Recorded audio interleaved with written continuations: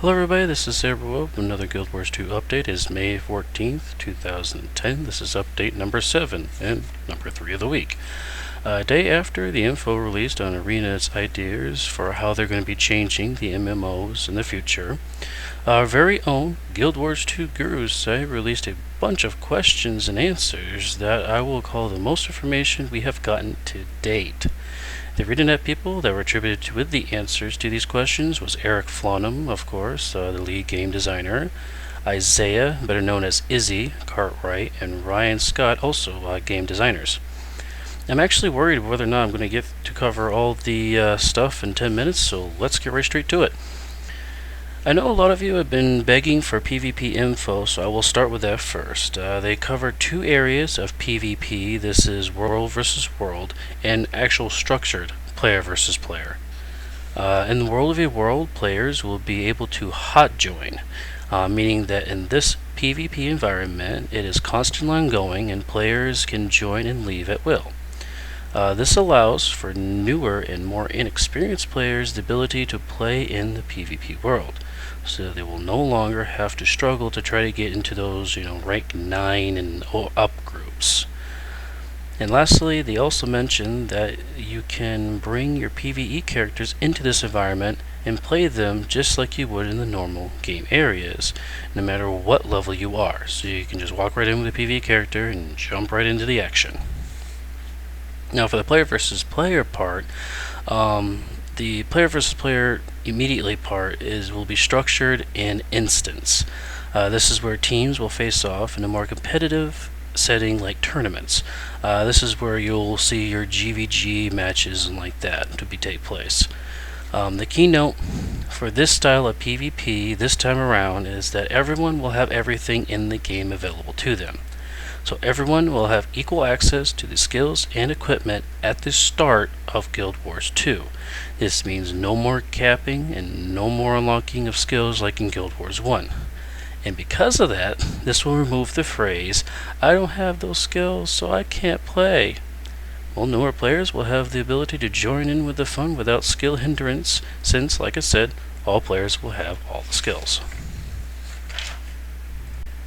The next area I want to go over briefly is the character creation.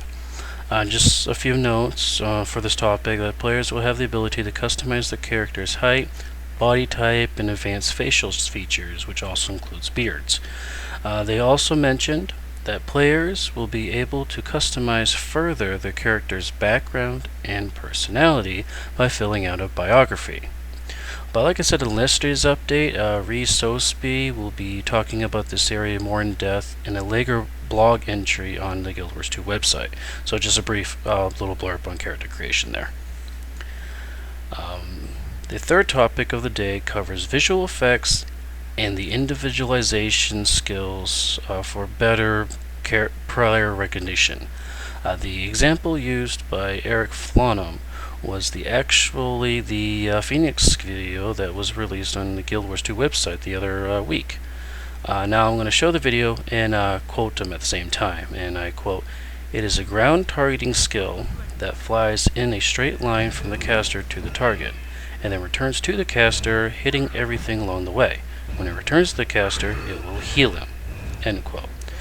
As shown in the video you just saw, that you can actually see the Firebird go through the air, hitting the target, bouncing back to the caster with a blue glow at the end for that heal that he mentioned. Anet also wanted to define AoE attacks that strike a certain area to be more visual. A good example of this is, going back to the LE videos, is the static field, where players can actually see a ring of electricity on the ground so you can avoid it. Flonham also said that they will go into further depth with this in the PvP setting by using colors to differentiate skills for both teams. So one static field might be red, the other one might be blue to signify which team's which, so they're static fields. The fourth area that I want to cover is the healing and protection area. The first note is that healing, for the most part, will be self-sufficient, and because of this, professionals will not have be dedicated to one particular job, and in this case, healing. So because of that, They made a dedicated healing slot on the skill bar. Again, this is the 10 skill bar courtesy of iloveguildwars.com. I'm going to highlight the healing slot for you to show that it is there on the bar. And they want to make this slot powerful enough for players to be able to take care of themselves, to not rely on other players to heal them. But they did reiterate a little bit and mention that there will be some professions that will specialize for supporting other players along with preventing damage. But they also said that no single profession is always required. And with that, on top of that, that revealing any of the other professions, they can't do that, so they can't talk about it much more. So they're really vague on the whole protection support area. That there will be other professions helping in that area, but they couldn't really go in specifics because that would be releasing some more professions, and they're not ready to do that yet. Since the only profession we have right now, as we know of, is the elementalist and the mentioned warrior. The last section for this update today covers various news and notes from various other parts of the interview.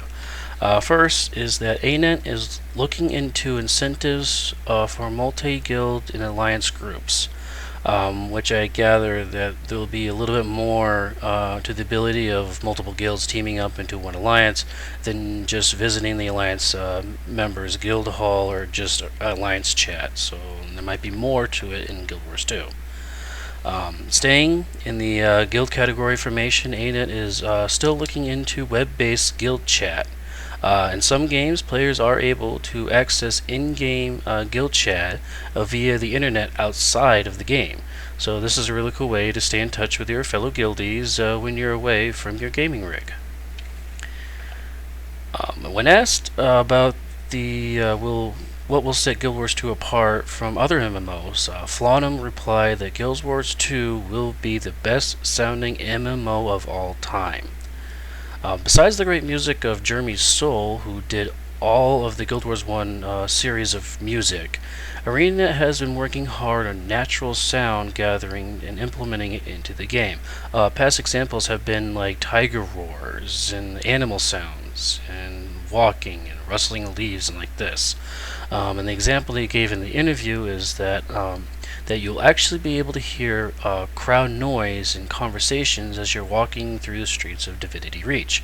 So instead of random speech bubbles that pop above characters and NPCs' heads, you will actually hear the NPCs' conversations in the game, along with the muddled chatter in the background. So it'll be a more in-depth, more immersive sound element into Guild Wars 2 than just your random, maybe a little bit of wind noise, maybe footsteps that are in current MMOs today. Lastly, players will see a crafting system in Guild Wars 2 that will enhance the game, but not replace it.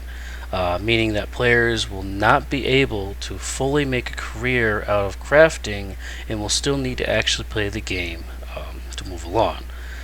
They want player crafting to assist the gameplay, but not totally remove the player from the game itself and make it just a crafting game and not a role-playing game where you have to go out and kill monsters and solve puzzles and like that. So it will help the game, but not totally distract the player away from it. This will do it for this edition of Guild Wars 2 update series. I'm still on the lookout for any profession releases, and I'm looking forward to that warrior one that they mentioned. But this is Saberwolf, and I will talk to you later. Thank you very much, and have a good day.